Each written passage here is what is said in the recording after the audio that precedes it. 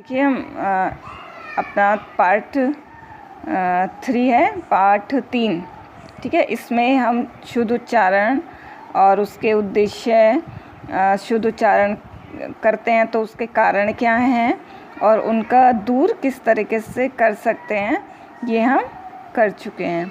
अब आगे देखिए, आगे बढ़ते हैं। इसमें आता है कक्षा शिक्षण के समय उच्चारण अभ्यास।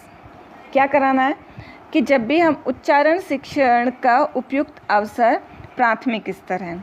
बच्चों के उच्चारण सुधार का कार्य प्रारंभिक स्तर से ही प्रारंभ हो जाता है। आगे चलकर उच्च प्राथमिक स्तर पर भाषा शिक्षण के समय उच्चारण हेतु निम्नलिखित अवसरों पर विशेष ध्यान दिया जाना चाहिए कि गद्य एवं पद्य शिक्षण के समय उच्चारण अभ्यास कराया जाए। दैनिक व्यवहार में गद्य का अत्यंत महत्वपूर्ण स्थान है, ठीक है। हम अपने भावों एवं विचारों को प्राय गद्य में ही अभिव्यक्त करते हैं। अपने निबंध, वाद विवाद और जो भी हमारी कहानी है, ये सब जो हमारे भाव और विचार हैं वो ज़्यादा से ज़्यादा हम किस में, गद्य में अभिव्यक्त करते हैं। दूसरे के भावों को एवं विचारों का बोध गद्य के द्वारा ही सरलता से होता है। गद्य की वाक्य रचना में अर्थ तत्वों की प्रधानता होती है। भाषा व्याकरण सम्मत एवं व्यवस्थित होती है ना। कि जब हमने पद्य में देखते हैं कि इधर से उधर हो जाता है कि आधा भाव ऊपर है आधा भाव नीचे है, लेकिन गद्य में क्या होता है, लाइन टू लाइन, मतलब एक दूसरे से सुसंबद्ध होता है, ठीक है, लिंक होता है जितना भी हम कंसेप्ट बता रहे हैं। पद्य में अनुभूति की प्रधानता, देखिए यहाँ गद्य और पद्य में अंतर भी बताया जा रहा है कि यहाँ तो क्या होता है, भाव एवं विचारों की को अभिव्यक्त करते हैं और यहाँ किस चीज़ की होती है, अनुभूति की प्रधानता होती है। पद्य का संबंध किससे होता है, संवेदनाओं से, हमारे भाव से, रागात्मक और कल्पना से है। गद्य शिक्षण के माध्यम से भाषा संबंधी समस्त कौशल और व्याकरण संबंधी नियमों का व्यवहारिक ज्ञान प्राप्त होता है। किससे, गद्य से। किसका, भाषा के समस्त कौशल और जो व्याकरण संबंधी नियम है उनका व्यवहारिक ज्ञान प्राप्त होता है। प्रशिक्षु को स्वयं सर्वप्रथम स्वर पठन, ठीक है, शुद्ध उच्चारण, आरोह अवरोह तथा प्रवाह के साथ करना चाहिए, ठीक है। स्वस्वर वाचन के समय वर्ण या शब्द विशेष की उच्चारण शुद्धता का ही नहीं अपितु वाक्य स्तर पर भी उच्चारण शुद्धता, उचित स्वराघात, सुर आदि के सम्यक निर्वाह पर बल देना चाहिए। गद्य पाठों में भाषा कार्य के अंतर्गत शब्दार्थ, शब्द प्रयोग, शब्द रचना के समय ही उच्चारण शिक्षण का अवसर प्राप्त होता है, ठीक है। जैसे देखिए, जैसे बिजुरी के प्रकाश में अपनी आंखें चौंधिया जाती हैं, ठीक है। क्या है बिजुरी, इतना है। हम बिजुरी पढ़ रहे हैं तो बच्चा क्या पढ़ेगा, बिजुरी ही पढ़ेगा, तो ये अशुद्ध है। तो बिजली के सारा, देखिए बिजुरी गलत है, प्रकाश गलत है, ठीक है, तो दोनों ही गलत है। तो जैसे हम उच्चारण करेंगे बच्चा भी ऐसे ही उच्चारण करेगा। तो इसलिए खास किस चीज़ का ध्यान रखना है, शुद्ध उच्चारण का, कि बिजली के प्रकाश में अपनी आंखें चौंधिया जाती हैं। संधि उपसर्ग प्रत्यय, लिंग, वचन, विकार आदि के कारण शब्दों के रूप बदल जाते हैं, ठीक है। संधि के कारण भी, उपसर्ग के कारण भी प्रत्यय, लिंग, वचन क्या हो जाता है, इससे शब्द जो होते हैं वो अपना रूप बदल देते हैं और उनके कारण उच्चारण में अशुद्धियाँ हो जाती हैं। जैसे सूर्योदय, ठीक है, सूर्योदय, ठीक है। तो दो शब्द है ना इसमें, सूर्य और उसका उदय, ठीक है। तो संधि करेंगे तो अलग अलग हो जाएगी। और सूर्योदय, ठीक।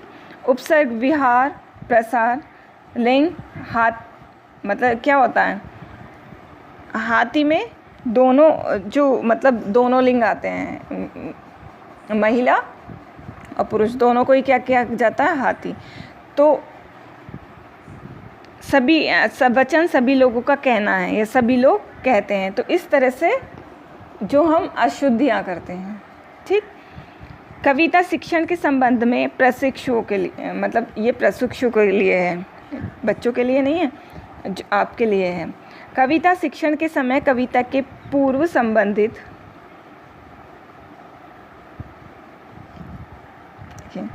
कविता शिक्षण के संबंध में कविता शिक्षण के समय कविता से पूर्व संबंधित कथा के बारे में छात्रों को अवगत कराना चाहिए। कि मतलब उसका भाव क्या है वो पहले से ही आप उसको समझा दें कि इस कविता में क्या है। कथा के सामान्य आदर्शों की ओर छात्रों को प्रेरित करके ही संबंधित अंश को अच्छे से पढ़ाया जा सकता है। कहने का यहाँ तात्पर्य क्या है कि जो भी पोयम के, जो भी हमारे कविता के जो भी आदर्श अच्छी बातें निकल कर आ रही हैं, उस मतलब उनसे क्या करना है क्योंकि हम उनसे छात्र को प्रेरित करना चाहते हैं, तो वो क्या है, वो हमें क्या करना है, अच्छे से पढ़ाना है। स्फुट कविताओं में देश प्रेम, श्रम की महत्वता, त्याग, बलिदान, मानवीय मूल्यों एवं नैतिक आदर्शों की कविताएं रहती हैं, छोटे बच्चों के उसमें, है ना। तो ये इस तरह से रहती हैं ताकि हम इन सभी तरीके के भावों से बच्चों को, कि देश प्रेम की भावना है या श्रम की भावना है, त्याग की भावना है, बलिदान की भावना है, या मानवीय को हमारे मानवीय मूल्य कौन से हैं, है ना, या नैतिक आदर्श क्या हैं उनका, हाँ कविता का ये नैतिक आदर्श हैं जो कविताओं में रहते हैं। देखिए आगे देखिए, तुलसी, सूर और मीरा के पद तो प्राय कक्षा में 3 से ही छात्रों के समक्ष आने लगते हैं। पदों के अध्यापन के संबंध में अध्यापक को यह ध्यान रखना है कि पदे की एक विशिष्ट विधा पद है ना, कि 4 लाइन का, 2 लाइन का, ठीक है। पद में किसी एक समस्या पर विचार किया जाता है। मुख्य समस्या को प्रथम पंक्ति में ही रखा जाता है। जैसे देखिए उदाहरण के लिए, ये मैया मोरी मैंने ही माखन खाई, कब हो खाओ यहू रहनी रहोगा, या बसो मेरे नैनन में नंदलाल, आदि पद की प्रथम पंक्तियाँ हैं। और यही क्या है कि मतलब एक्सप्लेन कर देती हैं कि उसका जो क्या कहेंगे, जो पॉइंट है ना, वो कहना क्या चाहता है। यही पद के मुख्य विचार से संबंध भी बातें होती हैं, और जितने भी आगे अन्य विचार होंगे वो इन्हीं के आगे पीछे घूमते रहेंगे।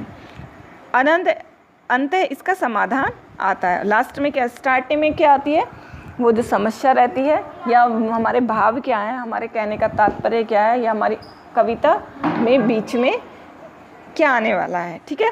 और एट लास्ट क्या आता है, उसका समाधान आता है। अंतिम पंक्ति में रचनाकार अपना नाम भी देता है, या था जैसे सूरदास कहा जाता है, ठीक है, तुलसीदास कहा जाता है, या मीरा कहा जाता है, मतलब जो बोल रहा है उसका जो लास्ट की लाइन में है वो क्या आ जाता है, उसकी पॉइंट का नाम आ जाता है।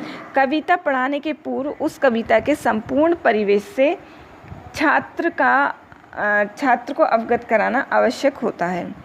इस दृष्टि से काव्य रूपों को ध्यान रखकर कविता शिक्षण कराना अत्यंत आवश्यक है। क्वेश्चन, कविता शिक्षण के संबंध में आप बच्चों को मतलब कैसे समझाएंगे, कविता क्या क्या ध्यान रखेंगे, किसी भी कविता का पाठ करने से पूर्व या पाठ करते समय आप क्या क्या ध्यान रखेंगे, ठीक है। क्वेश्चन आपका ये बनता है।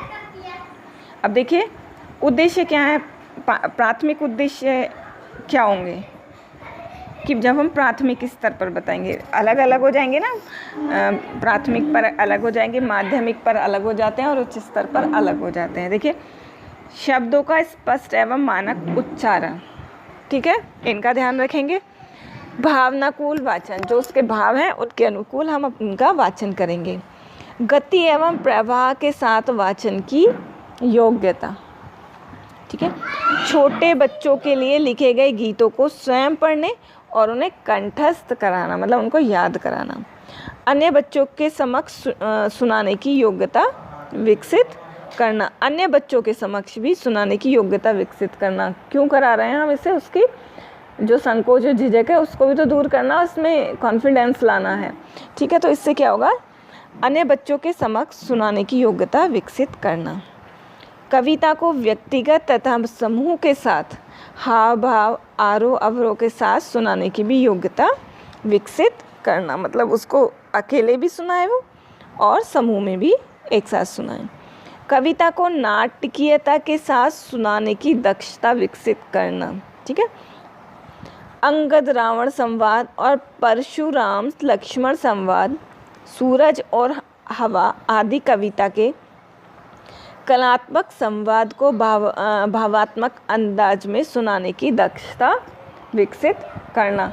देखिए, लक्ष्मण और परशुराम का संवाद कैसा था? क्रोध वाला था।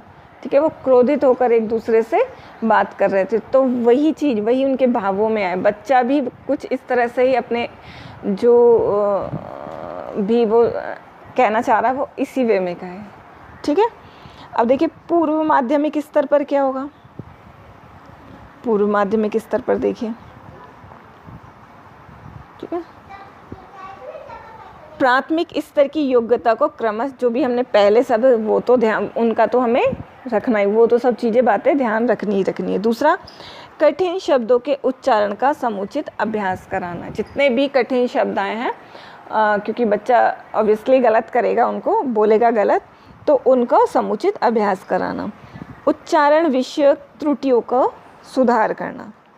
ठीक है, इस स्तर पर कविता की परख, कविता के प्रति रुचि का विकास करना, उपयोगी कविताओं के चयन की क्षमता का विकास करना, कविता की पंक्तियों में प्रयुक्त रस, अलंकार, वीर रस, शांत रस, उपमा, अनुप्रास, यमक अलंकार को सामान्य रूप से पहचानने की क्षमता का विकास करना। ठीक है, ये आते हैं हमारे कि हमें किस तरह से उद्देश्य क्या है प्राथमिक स्तर पर और उच्च पूर्व माध्यमिक स्तर पर। ठीक है, फिर आती हैं आपकी विधियाँ क्या क्या हैं। ठीक, सबसे आती है आपकी पहली गीत प्रणाली। इसका सहारा प्राय छोटी कक्षाओं 1 से 3 में लिया जाता है। इस स्तर पर बाल गीतों का चयन किया जाता है जिसमें लय की प्रधानता होती है। इसमें शिक्षक स्वयं स्वर और ताल के साथ गीतों को पढ़ता है और बच्चे सामूहिक रूप से उसको क्या करते हैं? दोहराते हैं। ऐसे गीत के वाचन में छात्र बड़ी रुचि के साथ, पहले हमें उनका इंटरेस्ट भी तो लाना है ना, तभी तो वो आगे कुछ पढ़ेगा। और यह विधि केवल किसमें? शिशुओं के लिए उपयोगी है। ठीक, दूसरा आता है अर्थबोध प्रणाली। अर्थबोध प्रणाली में क्या होगा? इस प्रणाली का प्रयोग भी प्रारंभिक कक्षाओं में अभिनय प्रधान गीतों को पढ़ाने के लिए किया जाता है। इन पदों को पढ़ाते समय बालक पद्य की लय, गीत व ताल के अनुसार अंग संचालन द्वारा भाव व्यक्त करना सीख जाता है। ठीक है, मतलब हम भाव, वही जैसे लक्ष्मण और परशुराम का संवाद है ना, उसमें हम उसके भाव आ गए तो पता चल जाएगा उसके कौन से हमारे संवेग हैं, कहाँ हमें प्रेम की भाषा, मतलब कैसे हम प्रेम की भाषा बोलेंगे, कैसे हम क्रोध की भाषा बोलेंगे। ठीक है, इस तरीके से इन गीतों के साथ बच्चों को अधिक मनोरंजन होता है और साथ ही वे अपने अंग प्रत्यय को कविता की लय के अनुसार संचालित करने का कौशल प्राप्त कर लेते हैं। छात्र सामूहिक अभिनय भी सीख जाते हैं, कविता भी आसानी से याद हो जाती है।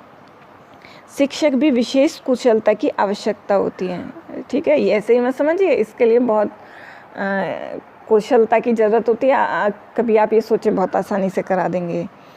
इस प्रणाली द्वारा कक्षा में जीवन का संचार हो जाता है, किंतु इसका प्रयोग सभी कविताओं के लिए नहीं किया जा सकता। ठीक, फिर आती है आपकी अर्थबोध प्रणाली। नाम से ही स्पष्ट है कि जो भी हम कविता पढ़ाने वाले हैं उसका अर्थ भी बताते हुए चलें।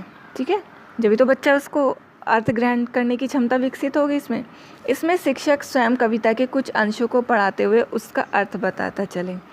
इस प्रणाली का प्रयोग करने में अध्यापक बच्चों की रुचि व रसानुभूति पर ध्यान न रखकर केवल अपने पाठ्यक्रम और उसके शिक्षण की अवधि पर ध्यान रखता है। यह प्रणाली कविता शिक्षण के लिए सर्वथा दोषपूर्ण है। फिर भी व्यावहारिक रूप से इसी प्रणाली का प्रयोग जाने अनजाने में अधिकांश शिक्षक करते हैं। मतलब क्या हो जाता है कि क्या उद्देश्य समझने लगता है कि मुझे इसका, शिक्षक का, जब हम इस अर्थबोध प्रणाली का करते हैं, शिक्षक का उद्देश्य है कि हमें जो भी ये पोएम हम पढ़ा रहे हैं केवल इसका अर्थ स्पष्ट करना है। ठीक है, फिर आती है आपकी खंडान्वय प्रणाली। खंडान्वय प्रणाली कि मतलब उसको खंडों में डिवाइड कर लेना, जो भी हमारे बहुत सारे पद हैं ना उनको एक साथ में बताकर खंड खंड में डिवाइड कर लेना, और जब हम एक खंड को पढ़ाएं तो उसमें से क्वेश्चंस पूछते हुए चलें। ठीक है, इसमें प्रश्नोत्तर प्रणाली भी कहा जाता है, जिन पदों में अनेक प्रकार के विशेषणों का प्रयोग होता है और अपेक्षाकृत अधिक उलझे हुए भाव अभिव्यक्त होते हैं, उनको स्पष्ट करने के लिए प्रश्नोत्तर प्रणाली का उपयोग होता है। इस प्रणाली के प्रयोग से छात्र बार बार देखिए क्या होंगे, वो अटेंटिव भी रहेंगे। जब हम क्वेश्चन पूछते हुए चलेंगे वो क्या रहेंगे, सक्रिय अटेंटिव रहेंगे हमारे पर। फिर आता है व्याख्या प्रणाली। व्याख्या करने के लिए मतलब जो भी है उसको एक्सप्लेन करना है। व्यास प्रणाली, इसको देखिए, व्यास प्रणाली ऊंची कक्षाओं के लिए प्रशिक्षु यह ध्यान देना है कि बच्चा गद्य व पद्य के अंशों का शुद्ध उच्चारण, लय एवं उतार चढ़ाव के साथ पढ़ने और बोलने दोनों में, ठीक है, दक्ष हो गया है या नहीं, इस बात का ध्यान रखना है। इसके लिए उसे कुछ शब्दों को पढ़वाकर और बोलकर दिखाना चाहिए। तो आज के लिए इतना ही। नेक्स्ट इसकी जो वीडियो है वो हम आगे देखेंगे। ठीक है, ओके।